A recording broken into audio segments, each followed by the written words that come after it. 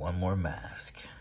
In this video, I'm going to be finishing up a custom that I was meaning to do for Halloween, but time just got away from me, and these days just don't seem to last as long as they used to. This project was the one I wanted to do all along for the month of October. I probably should have just did it first. Now, this custom was inspired by this very popular image I'm sure most of you have seen if you are a fan of comic books. More than likely, this is probably a 3D printed of a Deadpool, but it is an awesome customized knife set holder. So I thought, who else can we use that can also take a few blades?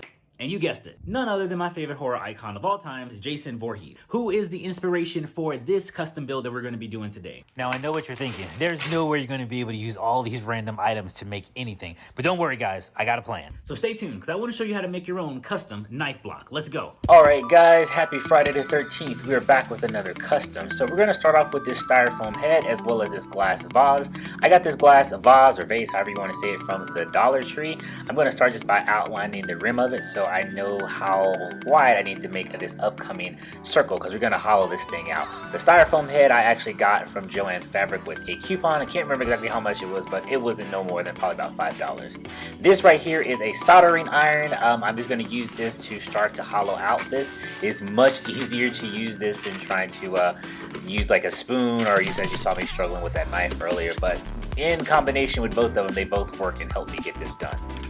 If you're going to be using the soldering iron, please wear a mask. This stuff is highly toxic and you do not want to be breathing this in. So what I'm doing here now is just making some random battle wounds all over the Styrofoam head to represent Jason's rotting face. He's literally a zombie, probably one of the most undefeated zombies there ever was. And that container of sand that just slid in actually isn't sand, it's concrete. I'm going to be mixing this to the consistency of peanut butter, as I'm going to be using this to cover the entire Styrofoam head. As I mentioned before in my other concrete videos, just start off with 1 cup of concrete and slowly add water until you get the consistency you like. From here, just start globbing on big amounts of concrete to start rubbing it all over. It's probably best to wear gloves when doing this, but I was feeling a little reckless today, so I just started using my hands. Now this is going to happen, but just be sure to dig out all of the holes that you made when you were using the soldering iron. You want those wounds to show. Now you're probably wondering, why are you covering this with concrete? I wanted to give the Styrofoam a different texture, plus give it a little bit more weight so it wouldn't be so light.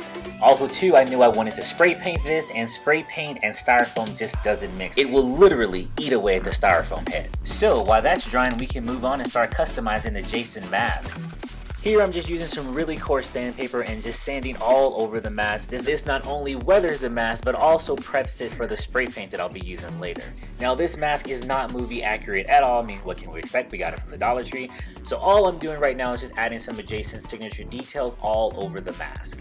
I wanted to take this a little step further, so right now I'm just mapping out where I'm going to be cutting out a damage crack on the mask as well. At this point, I'm going to go ahead and move these elastic straps. I won't be needing them. I'll be making my own out of foam sheets, but do save them because you might be able to use them in future projects later. I'm going to be using a few more extra tools here to really bring out the damage and details of Jason's mask. Again, if you are going to be using a soldering iron, please do be careful and wear a mask. I feel like I said mask like 40 times already. But anyway, moving on. To make sure the pre-cut holes match the new ones I'm creating, I went in with the soldering iron, giving them the same type of detail. Now we're moving on to the battle damage crack. I started out using the soldering iron for this, but I found it was just easier to just get some regular scissors and cut it out. This plastic was pretty thin already, but I still went back in with the edge of the soldering iron to smooth out and detail the edge of that seam. Now ordinarily for Jason's Shamrons, I would normally just paint them on here, but I thought I'd do something different and kind of give them more of a weathered, engraved look. So I'm just taking the soldering iron and just kind of roughing up this area. I also decided I want to go ahead and make the top one a little bit lower, so I'm just repositioning that one right now and burning out the details.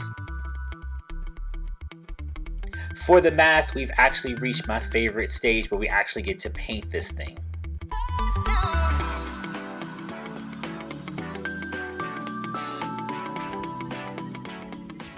I usually lay my base layer down as spray paint, then come back in and paint the other details using some acrylic. This right here is a yellow wash. I actually mixed some water in on this sponge, and I'm just kind of going over this because Jason has a tint to his mask. So I'm going to do my best using some yellow and brown washes to try to get that look. And that's looking good to me. We can move on to the next thing. I got some black paint as well as some brown paint. I'm just going to be using this to fill in some of the other details like around his eyes and even going back over the holes that we burned in, just bringing out the grit and the grime of Jason's mask. If you don't know, Jason also spends a lot of time at the bottom of Crystal Camp Lake or Camp Crystal Lake. So I'm just using this green here to represent some of the algae that might have been attached to his mask while he's been underwater. Now I'm just filling in the chevrons with some red, and while it's still wet, just taking a little bit of brown, and this is how I'm dulling out the red to make it look kind of more of a dark burgundy, not so bright. So after this dried, I was not satisfied with this at all. I probably could have added some more layers and saved this. So I'm just going to go with my original plan, which is to mix some plaster and some Mod Podge. This plaster I actually got from the Dollar Tree as well. All I'm doing right now is just removing some of the concrete that's settled in some of the grooves, because I do want those to be represented as the battle wounds and scars on Jason's head. Alright, now that we got him all cleaned up, it's time to move on to this mortar mix that I'm going to do. There's no recipe for this, guys. I just used a little bit of glue, and I also just started putting in clumps of this plaster. I will say you will have to put in more plaster than you will glue. Just keep whipping it around until you get a nice whipped cream-like texture, much like this. And it should go without saying, but I'm going to say it anyway. Just make sure you mix up enough, because you're going to want to cover this entire foam head.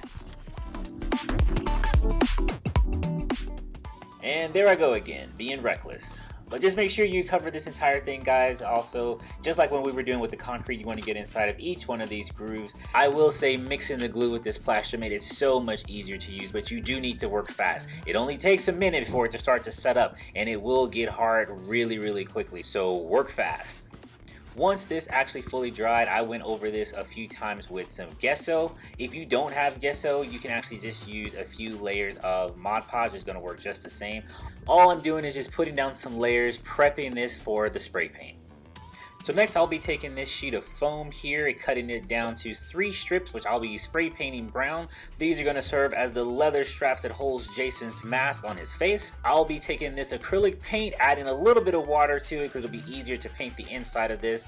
You can use whatever color you like. I just went ahead and used this dark navy blue. Black would probably be a better choice, but feel free to use whatever color you like. It won't really matter that much, as this area won't really be seen. And now Mr. Foam Head is ready for my favorite stage in all this, where we finally get to paint him. Now I was debating on whether to actually paint eyes on this thing, but I just went ahead and did this whole blackout, because normally through Jason's mask you don't see his eyes. They're just kind of dark, hollow, and soulless. So that's why I went with just painting this area black. And here I'm just taking some red, as I said before, while it's still wet, adding some brown to just kind of dull this out to emphasize his battle wounds. And lastly, with that same brown, just dry brushing out some of his details. And to protect our work, we're going to be using our good old friend Mod Podge. Now you can also use a varnish or any kind of spray sealer. I will say after a couple of coats of this, it finally gave me the feel that I wanted for the Styrofoam head. So I'm kind of glad I did use that concrete earlier. But here I'm going to go ahead and start shaping out the mask. So I'm just focusing on certain areas that I want to bend and curve, because if you guys saw this before, this Dollar Tree mask is very, very flat. Doing this simple step gave this mask so much more definition. Here, as we're moving right along, we're going to go ahead and add these foam strips in that, as I said before, that's going to act like Jason's leather straps. I'm going to go ahead and pull each one of these through and secure them with some hot glue.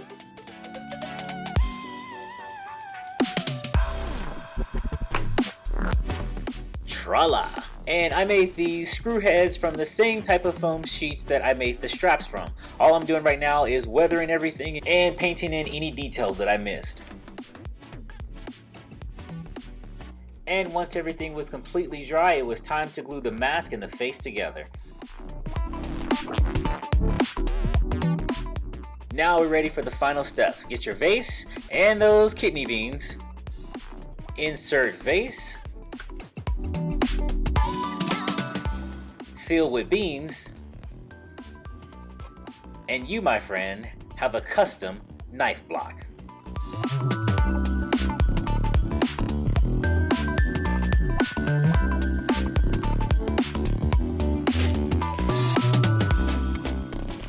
And just like that, we have the custom Jason Head knife block. I've been wanting to do this project since October, and I'm happy that I finally got to do it. Thank goodness Friday the 13th came in November this year. And remember guys, all the main items that I used to create this came from the Dollar Tree, well, minus the Styrofoam head. As far as the Jason mask, I know the look of it isn't exactly movie accurate, but I wanted to do my own variation of it. I feel like you can take the liberties to do what you want to really make it your own. So a few takeaways from this, guys. You guys are probably asking, why did I fill this up with kidney beans? The look and color of the kidney beans already look like brains, so I thought that'd be cool to put it here in the top. Now, you don't have to limit yourself to beans. I've seen people use all kinds of different types, ranging from other items such as spaghetti, pasta noodles, and rice. I just feel like these are good alternatives because you can always switch them out to keep your knife block clean. And two, you don't have to worry about making any pre-cut slots. Using those items will adjust to any blade that you have. So in turn, I am very happy with how this came out. There are a few things that I would love to do differently. If this was a better mask, it would probably fill out the eye holes. You can actually see kind of around them. Maybe I'll put something behind the eye holes to really block them out. But all in all, I'm happy with this. I mean, we have a Dollar Tree mask, a Styrofoam head, and some random items we got from the Dollar Tree, and turned it into this Jason Head knife block. I think that's a pretty sweet custom. And remember, if you're interested in purchasing any of these custom items, they will be on eBay as well as my own personal website linked below. And in case you haven't seen how I made these guys, I'll put the link in the description box below. Let me know in the comments below what you think of this new custom. And while you're down there, don't forget to hit the 3-button combo. Subscribe, like, and turn on your notifications. I'm heading off to the next video, guys. This one's all wrapped up. I hope to see you there. But until then, I'll catch you on the next one.